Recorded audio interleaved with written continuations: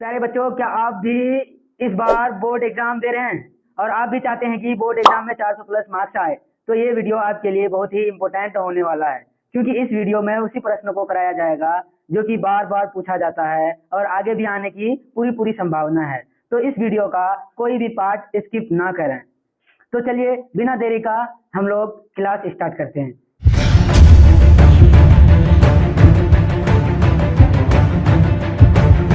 ये जो है ना, प्रीवियस ईयर से का जो है ना सारा क्वेश्चन लाए हैं। चलिए पहला क्वेश्चन देखते हैं। पहला क्वेश्चन कह रहा है कि मोहनजोदड़ो किस नदी के किनारे स्थित है? मोहनजोदड़ो किस नदी के किनारे स्थित है?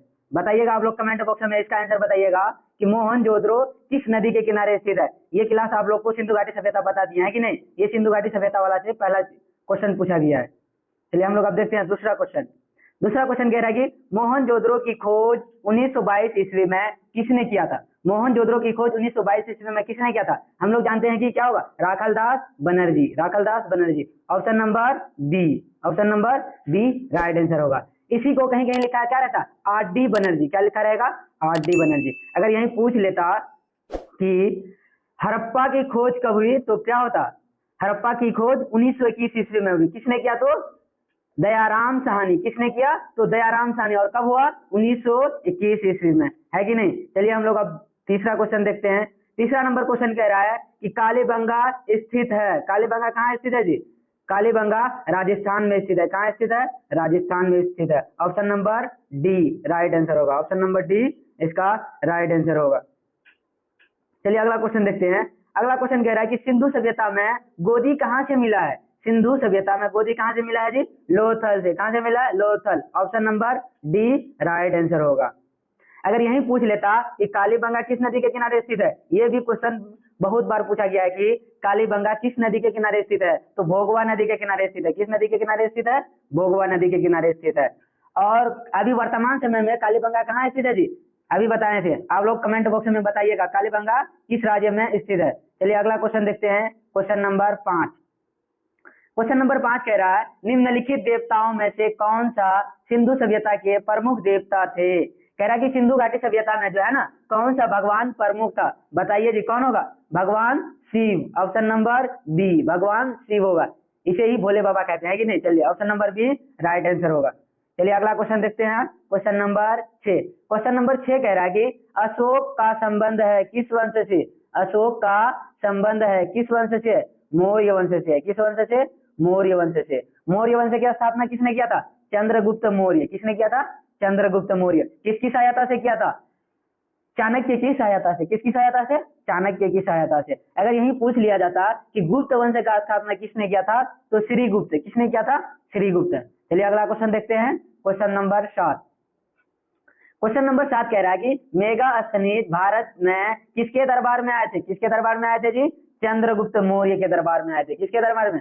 Chandragupta Maurya. Option number A right answer होगा, है कि नहीं? Option number A right answer होगा। और चंद्रगुप्त मौर्य का बेटा था कौन? बिंदुसार। बिंबिसार नहीं, कौन था?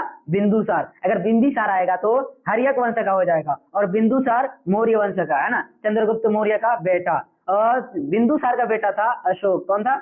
अशोक, जो कलिंग का युद्ध लड़ा था। चलिए अगला क्वेश्चन। अगला क्वेश्चन कह रहा है कि महाभाष्य का लेखक कौन है? महाभाष्य का लेखक कौन है जी? Patanjali. Option number D right answer क्या होगा? ऑप्शन नंबर डी होगा। अगर यही पूछ लेता कौटिल्य द्वारा लिखा गया पुस्तक कौन सा है, तो क्या होता? अर्थशास्त्र। अर्थशास्त्र की मैं किसके बारे में लिखा गया है जी? राजनीति के बारे में लिखा गया है। कूटनीति राजनीति, है कि नहीं? ऑप्शन नंबर इसका क्या होगा? Patanjali. Option number D Mahabhashya का लेखक पतंजलि है। चलिए अगला क्वेश्चन देखते हैं। Question number 10। क्वेश्चन नंबर 10 कह रहा है कि पर्याप्त परिस्थिति का संबंध किस गुप्त शासक से है? किससे है? समुद्रगुप्त से है। क्या होगा? ऑप्शन नंबर बी किससे है? समुद्रगुप्त से है। अगर यही पूछ लेता कि समुद्रगुप्त किस शासक को भारत का नेपोलियन कहा गया, तो क्या होगा? समुद्रगुप्त होगा, है कि नहीं? चलिए अगला क्वेश्चन देखते हैं।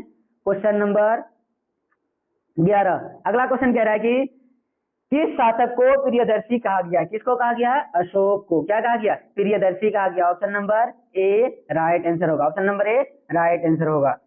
अगर यही पूछ लिया जाता कि अशोक जो है कलिंग का युद्ध कब लड़ा था जी? 321 बीसी में, है कि नहीं? 321 बीसी में। चलिए अगला क्वेश्चन देखते हैं, क्वेश्चन नंबर 11। क्वेश्चन नंबर 11 कह रहा है कि धर्म महामात्र को किसने नियुक्त किया था? किसने किया था? अशोक किया था। किसने किया था? अशोक। ऑप्शन नंबर बी इसका राइट आंसर होगा। ऑप्शन नंबर बी इसका राइट आंसर होगा। अशोक अपने बेटी संघमित्रा और अपने बेटे को कहाँ भेजा था जी? श्रीलंका भेजा था, बौद्ध धर्म के प्रचार के लिए, है कि नहीं? चलिए अगला क्वेश्चन देखते हैं। अगला क्वेश्चन कह रहा है कि महाभारत की रचना किस भाषा में हुई? महाभारत की रचना किस भाषा में हुई? तो इसका आंसर क्या होगा? ऑप्शन नंबर ए संस्कृत में। किस में? संस्कृत।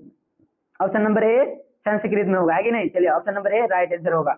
अगर यही पूछ लिया जाता कि अंगुत्तर निकाय जो है किस भाषा में लिखा गया है, तो पाली भाषा में। किस भाषा में?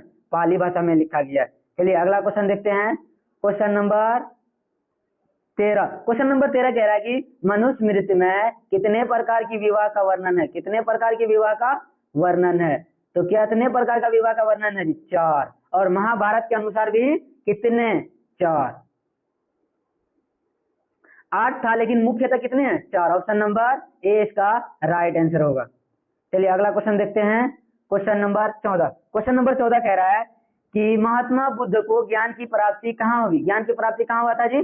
गया में। कहाँ हुआ था? गया में। अभी गया का नाम चेंज होकर क्या हो गया? गया जी। ऑप्शन नंबर सी इसका राइट आंसर होगा। ऑप्शन नंबर सी इसका राइट आंसर होगा। और महात्मा बुद्ध को महापरिनिर्वाण कहाँ मिला था? कुशीनगर में। कहाँ? कुशीनगर में। चलिए अगला क्वेश्चन देखते हैं, क्वेश्चन नंबर 15। क्वेश्चन नंबर 15 कह रहा है कि बुद्ध का बचपन का नाम क्या था? बचपन का नाम क्या था? क्या था? सिद्धार्थ। ऑप्शन नंबर बी क्या था? Siddhartha. Option number B right answer होगा। अगर यही महावीर स्वामी का बचपन का नाम पूछ लेता तो क्या होता? महावीर स्वामी का बचपन का नाम वर्धमान। और राहुल जो है ना, महात्मा बुद्ध का बेटा था, है कि नहीं? राहुल कौन था? महात्मा बुद्ध का बेटा था। चलिए अगला क्वेश्चन देखते हैं, क्वेश्चन नंबर 16। क्वेश्चन नंबर 16 कह रहा है कि वेदों की संख्या कितना है? वेदों की संख्या कितना है? 4। आप जानते हैं कि कितने वेद हैं? 4 वेद है। ऋग्वेद, यजुर्वेद, सामवेद, अथर्ववेद, है कि नहीं? चलिए अगला क्वेश्चन देखते हैं, क्वेश्चन नंबर 17। क्वेश्चन नंबर 17 कह रहा है प्राचीन भारत में धम्मा की शुरुआत किस शासक ने की थी? किसने की थी? अशोक। किसने किया था जी? अशोक किया था। Option number B right answer होगा। और चंद्रगुप्त मौर्य, इसके दरबार में कौन आया था? मेगास्थनीज आया था, है कि नहीं? चलिए अगला क्वेश्चन देखते हैं, क्वेश्चन नंबर 18। क्वेश्चन नंबर 18 कह रहा है किस ग्रंथ में आदम से लेकर अकबर के काल तक की इतिहास मिला है? किस में मिला है जी? अकबरनामा। क्या होगा? Option number B Akbarnama. Option number B right answer होगा। चलिए अगला क्वेश्चन देखते हैं। अगला क्वेश्चन कह रहा है, क्वेश्चन नंबर 19 कि आईनी अकबरीन में भूमि को कितने वर्गों में रखा गया? आईनी अकबरीन में भूमि को कितने वर्गों में रखा गया है? 4 वर्गों में रखा गया है। चलिए अगला क्वेश्चन देखते हैं, क्वेश्चन नंबर 20। क्वेश्चन नंबर 20 कह रहा है कि मुगल दरबार में अभिवादन के तरीके निम्न में से कौन सा था? कौन सा था जी? इनमें से सभी होगा। क्या होगा? इनमें से सभी। Option number D right answer होगा। कोलेन भी था, सजदा भी था और बायोगोस भी था। इसमें क्या होगा? Option number D right answer होगा। चलिए अगला क्वेश्चन देखते हैं, क्वेश्चन नंबर 21। क्वेश्चन नंबर 21 कह रहा है कि भारत का प्रथम मुगल सम्राट कौन था? कौन था जी? जानते हैं? बाबर। क्या होगा? Babur. Option number A right answer होगा। 1526 ईस्वी में इब्राहिम लोदी को हराकर, कब? 1526 ईस्वी में इब्राहिम लोदी को हराकर बाबर मुगल वंश की स्थापना किया था, है कि नहीं? जिसे पानीपत का प्रथम युद्ध भी कहते हैं। चलिए अगला क्वेश्चन देखते हैं, क्वेश्चन नंबर 22। क्वेश्चन नंबर 22 कह रहा है कि अकबर निम्नलिखित में से किस पर अधिकार नहीं कर सका? किस पर अधिकार नहीं किया था जी? मेवाड़ पर अधिकार नहीं कर सका। Option number B right answer होगा। चित्तौड़ पर भी अधिकार कर लिया था और जोधपुर पर भी अधिकार कर लिया था। चलिए अगला क्वेश्चन देखते हैं, क्वेश्चन नंबर 23। क्वेश्चन नंबर 23 कह रहा है कि दीन इलाही का संबंध किससे है? दीन इलाही का संबंध किससे है? अशोक से। ऑप्शन नंबर बी नहीं, अशोक नहीं होगा, इसका अकबर होगा। क्या होगा? इसका आंसर बी होगा, अकबर होगा। राइट आंसर क्या होगा? अकबर। चलिए अगला क्वेश्चन देखते हैं, क्वेश्चन नंबर 24। क्वेश्चन नंबर 24 कह रहा है कि तुजुके बाबरीन का लेखक कौन है जी? बाबर। कौन होगा? बाबर। Option number A. किस भाषा में लिखा गया? तो तुर्की भाषा में लिखा गया। चलिए अगला क्वेश्चन देखते हैं, क्वेश्चन नंबर 25। क्वेश्चन नंबर 25 कह रहा है कि आलमगीर के नाम से किस मुगल बादशाह को जाना जाता था? आलमगीर के नाम से किस मुगल बादशाह को जाना जाता था जी? इसका आंसर क्या होगा? इसका आंसर होगा इसका आंसर होगा औरंगजेब। क्या होगा? Aurangzeb. Option number C right answer होगा। औरंगजेब को जिंदा पीर के नाम से भी जाना जाता है। किसके नाम से जाना जाता है? जिंदा पीर और आलमगीर, इसको 3 नाम से जाना जाता है कि नहीं।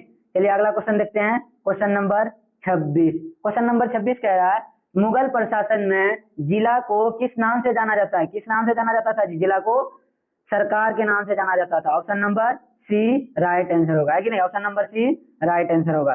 चलिए अगला क्वेश्चन देखते हैं। अगला क्वेश्चन कह रहा है कि हम्पी को यूनेस्को द्वारा विश्व में पुरातात्विक स्थल किस वर्ष घोषित किया गया? किस वर्ष किया गया? 1986 में। Option number D right answer होगा।